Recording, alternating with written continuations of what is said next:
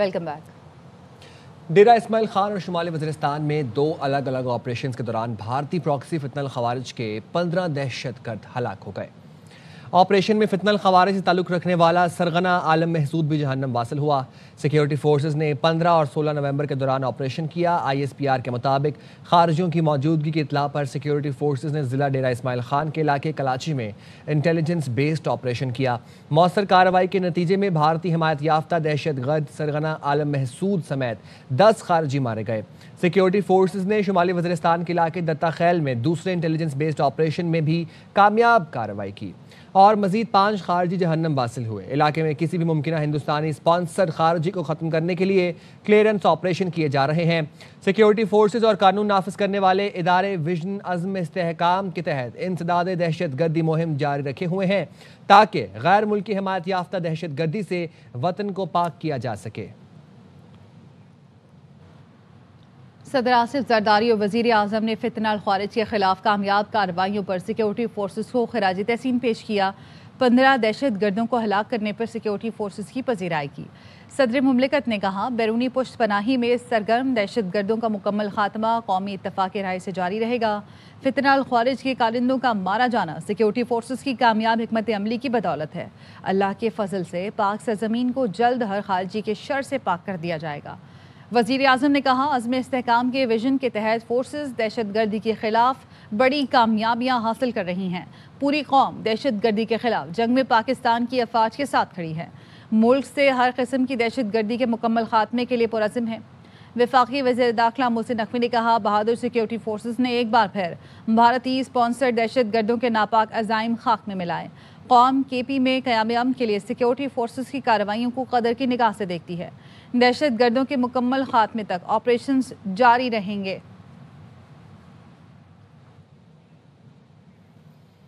بنوں کے تھانہ بسیا خیل کی حدود میں دھماکہ، ایک دہشت گرد ہلاک ہو گیا۔ DIG کے مطابق دہشت گرد IED نصب کر رہا تھا۔ نصب کرتے وقت دھماکہ ہوا جس سے وہ خود نشانہ بن گیا۔ 8 سے 10 کلو بارودی مواد پولیس کے لیے نصب کیا جا رہا تھا۔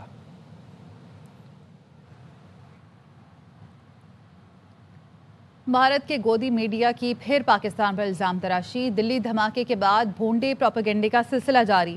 من گھڑت دعووں پر کئی سوالات اٹھ گئے۔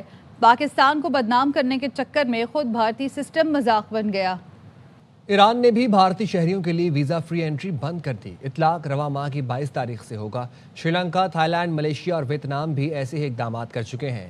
ایرانی وزارت خارجہ کے مطابق 22 نومبر 2025 سے بھارتی شہریوں کے لیے یک طرفہ ٹورسٹ ویزا منسوخی کے اصول کو معطل کر دیا گیا ہے۔ عام پاسپورٹ رکھنے والے بھارتی شہریوں کو اب ایران میں داخلے یا ٹرانزٹ کے لیے پیشگی ویزا حاصل کرنا لازمی ہوگا۔ ایران حکام کے مطابق اس فیصلے کی وجہ یہ رہی کہ کچھ مجرم گروہ ویزا فری انٹری سہولت کا فائدہ اٹھاتے ہوئے بھارتی شہریوں کو ایران کے راستے دیگر ممالک میں نوکریوں کے جھانسے دے کر بھاری رقم وصول کر رہے تھے۔ اب یہ پابندی دوبارہ نافذ ہونے سے انسانی اسمگلنگ اور دھوکہ دہی کے ایسے واقعات پر قابو پانے میں مدد ملے گی۔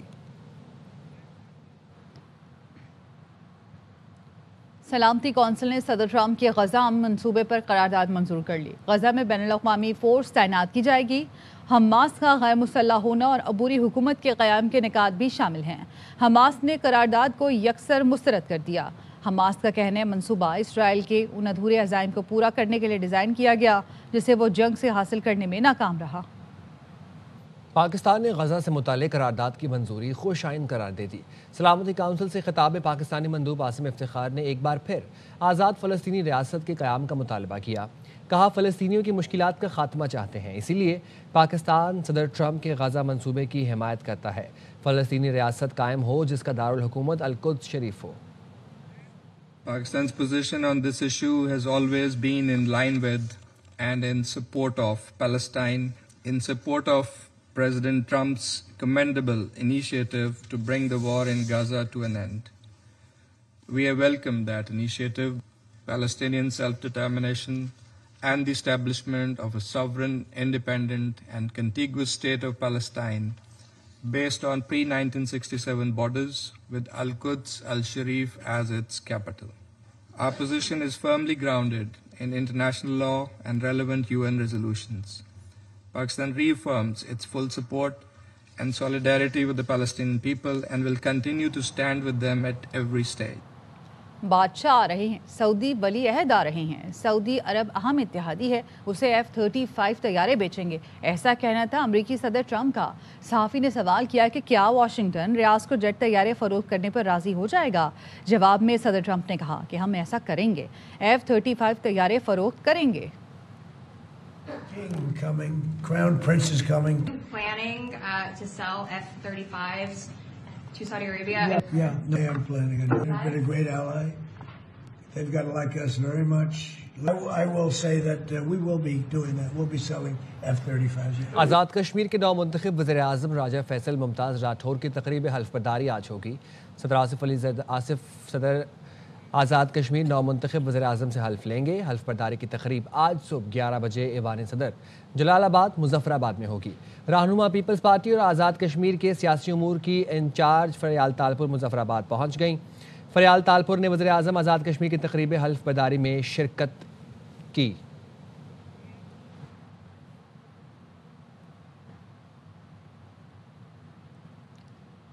وزیر اعظم شہباز شریف کا آزاد جموں و کشمیر کا نو منتخب وزیر اعظم راجہ فیصل ممتاز راٹھور سے رابطہ۔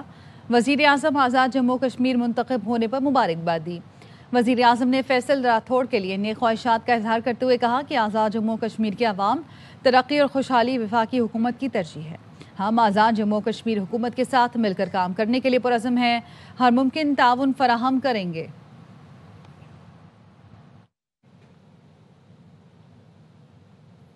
سندھ کے سینئر وزیر شجیل انعام میمن کا آزاد کشمیر کے نو منتخب وزیر اعظم فیصل ممتاز راٹھور سے ٹیلی فونک رابطہ۔ وزیر اعظم منتخب ہونے پر مبارکباد دی۔ شجیل میمن نے کہا آزاد کشمیر میں پی پی کی کامیابی نہ صرف پارٹی کی کامیابی ہے بلکہ کشمیریوں کی حقیقی فتح بھی ہے۔ کشمیری عوام نے ہمیشہ پی پی کی ترقی، امن اور استحکام کے ایجنڈے کو ترجیح دی۔ پی پی ہمیشہ کشمیر کے حقوق، عوامی فلاح و بہبود کو اولین ترجیح دیتی رہی ہے۔ آزاد کشمیر میں پی پی کی فتح کشمیر کی سیاسی آزادی اور عوامی ترجیحات کا احترام کی مظہر ہے۔ خبریں اور بھی ہیں لیکن یہاں وقت ہوا ہے ایک بریک کا۔ ساتھ رہیے گا۔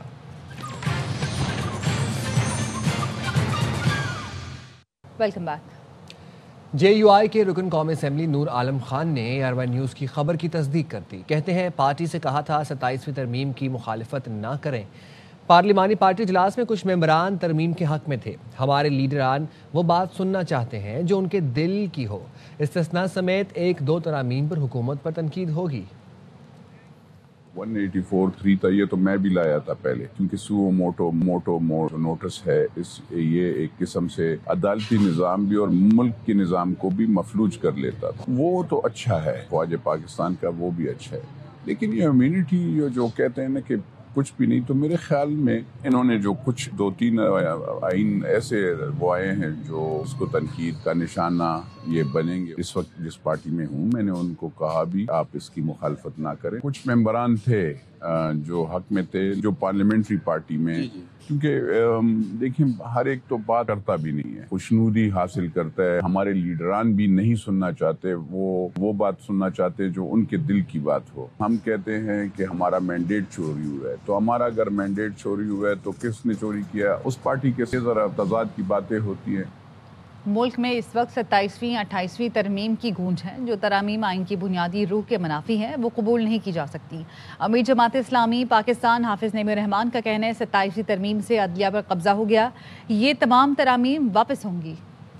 پاکستان میں اس وقت 27ویں ترمیم اور پھر اس کے بعد 28ویں 29ویں 30ویں یہ سب کی گونج ہے۔ افسوس کی بات یہ ہے کہ جب 26ویں ترمیم آ رہی تھی جماعت اسلامی نے اس پر بہت واضح بات کی تھی کہ 26ویں ترمیم عوام کے مفاد میں نہیں ہے، حکومت کے مفاد میں ہے۔ جو 27ویں ترمیم ہے اس میں تو انہوں نے بالکل ہی عدالت پہ قبضہ کرنے کی کوشش کی ہے۔ ایک وقت آئے گا انشاءاللہ کہ یہ ساری ترمیمیں ختم ہوں گی اور اس طرح کی ترمیمیں آئین کی بنیادی روح کے منافی ہیں۔ استثناء کا ہی معاملہ ہے، چاہے وہ صدر صاحب ہوں، پاکستان کے آئین کے خلاف ہے۔ مقامی حکومتوں کے حوالے سے ہماری ترمیم ناگزیر ہے، یہ ضرور 28ویں ترمیم کے ساتھ منظور ہوگی۔ مصطفیٰ کمال کہتے ہیں اضلاع کو 18ویں ترمیم کے تحت اختیارات اور وسائل نہیں دیں گے تو پھر نئے صوبے کا مطالبہ بھی کریں گے اور نئے صوبے بھی بنیں گے۔ حکومت کا 28ویں ترمیم اپریل سے پہلے لانے کا اعلان۔ بیرسٹر عقیل ملک کہتے ہیں بجٹ سے پہلے ترمیم تیار کرنی ہے۔ 28ویں ترمیم کا بجٹ سے براہ راست تعلق ہے۔ بلدیاتی حکومت سے متعلق ترمیم ناگزیر ہے۔ مقامی حکومتوں کو مضبوط کرنا ہے۔ بات چیت کا آغاز ہوگا تو 2-4 ماہ میں ترمیم تیار کر لی جائے گی۔ 27ویں ترمیم کے خلاف ججوں نے استعفیٰ دینا ہوتا تو اسی دن آ جاتا۔ مراعات نہ دینے پر گفتگو ہو رہی ہے، فیصلہ جوڈیشل کمیشن ہی کرے گا۔ حکومت کو اس قسم کا فیصلہ نہیں کرنا چاہیے۔ مشیر وزیر اعظم سینیٹر رانا ثناءاللہ کی چنیوٹ میں میڈیا سے گفتگو۔ 27ویں ترمیم سے متاثر ہو کے کسی نے اس بنیاد پہ استعفیٰ دینا تھا، وہ پھر اسی دن آ جانا چاہیے۔ ایک جج کو یہ زیب نہیں دے کہ وہ اس قسم کے سیاسی احتجاج میں خود کو لفظ کرے۔ سیاسی بنیاد پہ استعفے دیے ہیں تو ان کو جو بات ملنی ہے وہ مراد جو ہے وہ ان کے ختم کر دی جائے۔ وہ فیصلہ جو ہے وہ جوڈیشل کمیشن ہی کرے۔ 28ویں ترمیم جو عوامی ایشوز ہیں، لوکل باڈیز کا ایشو ہے، پاپولیشن کا ایشو ہے، NFC کا ایشو ہے، صوبوں اور مرکز کے درمیان دوبارہ سے جائزہ لینے کی ضرورت ہے، اس کے اوپر بحث جاری ہے۔ 28ویں ترمیم لائی جا سکتی ہے۔ الیکشن کمیشن نے اسلام آباد میں بلدیاتی انتخابات کرانے کا اعلان کر دیا۔ اسلام آباد لوکل گورنمنٹ ایکٹ 2015 میں حالیہ ترمیم کو آئین اور قانون سے متصادم قرار دے دیا۔ اسلام آباد بلدیاتی الیکشن سے متعلق محفوظ کیا گیا فیصلہ جاری کرتے ہوئے ECP نے کہا کہ خواتین سمیت مخصوص نشستوں پر انتخابات سیکرٹری لوکل گورنمنٹ نہیں کرا سکتا۔ الیکشن کے لیے DRO، RO اور دیگر عملہ تعینات کرنا الیکشن کمیشن کا اختیار ہے۔ الیکشن کمیشن اپنے افسران عدلیہ یا انتظامیہ میں سے الیکشن عملہ تعینات کرے گا۔ سیکرٹری لوکل گورنمنٹ سرکاری افسر کی تعریف پر پورا نہیں اترتا۔ الیکشن کمیشن نے متعلقہ ونگ کو بلدیاتی انتخابات کے شیڈول کی تیاری کا حکم دے دیا۔ لاہور ہائی کورٹ میں عظمیٰ بخاری کی جعلی ویڈیو سوشل میڈیا پر اپلوڈ کرنے والے ملزم کی ضمانت منسوخی کے لیے درخواست پر سماعت۔ عدالت نے عدم پیشی پر ملزم کے قابل ضمانت وارنٹ گرفتاری جاری کر دیے۔ Chief justice Lahore high court نے عظمیٰ بخاری کی درخواست پر سماعت کی۔ برطانیہ میں زیر تعلیم 2 پاکستانی طالب علم گیس لیکیج کے باعث دم گھٹنے سے جاں بحق ہو گئے۔ جاں بحق افضال احمد ستی اور محمد عثمان مغل اسٹوڈنٹ ویزا پر برطانیہ آئے تھے۔ گیس لیکیج سے ہلاکت کا واقعہ برطانیہ کے علاقے سونڈن میں پیش آیا۔ دونوں متوفی نوجوان کا تعلق راولپنڈی کے علاقے کوٹلی ستیاں سے تھا۔ نماز جنازہ ایلفرڈ میں ادا کی گئی۔ میتیں آج پاکستان روانہ کی جائیں گی۔ جاں بحق افضال احمد 2 بچوں اہلیہ کے ہمراہ لندن میں مقیم تھا۔ جاں بحق عثمان کی چند ماہ قبل شادی ہوئی تھی۔ رواں سال میں پانڈا بانڈ جاری کرنے کے امکانات ختم ہو گئے۔ پاکستان جنوری یا فروری 2026 میں چین کی مارکیٹ میں پانڈا بانڈ جاری کرنے کی کوشش کرے گا۔ دسمبر 2025 میں $25 کروڑ کے پانڈا بانڈ چین کی کیپٹل مارکیٹ میں جاری کرنے کا پلان تھا۔ ایشیائی ترقیاتی بینک اور ایشیائی infrastructure investment bank panda bonds کی 95% تک گارنٹی فراہم کریں گے۔ ایشیائی انفراسٹرکچر انویسٹمنٹ بینک کی عدم منظوری کی وجہ سے بانڈز کے اجراء کے لیے پلان تبدیل کیا گیا ہے۔ ذرائع کے مطابق $25 کروڑ پانڈا بانڈز کے اجراء کے پلان تیسری مرتبہ تبدیل ہوا ہے۔ توقع ہے 2026 میں پاکستان تاریخ میں پہلی بار چین کی انٹر بینک بانڈ مارکیٹ میں پانڈا بانڈ جاری کرنے میں کامیاب ہو جائے گا۔ پانڈا بانڈز کی مدت 3 سال اور شرح منافع مقررہ فکسڈ ریٹ پر ہوگا۔ فیفا صدر نے امریکہ میں ہونے والے ورلڈ کپ کے لیے فیفا پاس کا اعلان کر دیا۔ اوول آفس میں صدر ٹرمپ کے ساتھ گفتگو میں فیفا صدر نے کہا ورلڈ کپ کھیلوں کی تاریخ کا سب سے بڑا ایونٹ ہوگا۔ ٹرمپ نے کہا فیفا میچ کا ٹکٹ رکھنے والوں کے لیے نیا سسٹم متعارف کرایا جا رہا ہے جس میں انہیں ویزا اپوائنٹمنٹ جلد مل سکے گی۔ سیکرٹری خارجہ مارکو روبیو نے کہا فیفا کا ٹکٹ ہونے کا مطلب ویزا ملنا ہرگز نہیں ہے، لیکن ٹکٹ رکھنے والوں کا پروسیس تیز ہوگا۔ اگر کسی نے ٹکٹ نہیں خریدا تو وہ جلدی کرے۔ امریکی حکام کا کہنا ہے آئندہ سال ورلڈ کپ میں $30 بلین کی آمدن متوقع ہے۔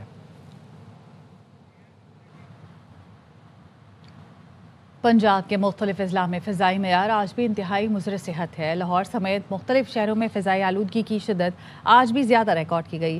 عالمی ماحولیاتی ویب سائٹ کے مطابق لاہور کی ہوا میں فضائی آلودگی کا تناسب 337 پارٹیکولیٹ میٹرز ریکارڈ کیا گیا۔ فیصل آباد میں ایئر کوالٹی انڈیکس کی اوسط شرح 327، گجرانوالہ میں 319، ملتان 251 اور سیالکوٹ میں پارٹیکولیٹ میٹرز کی تعداد 221 ریکارڈ کی گئی۔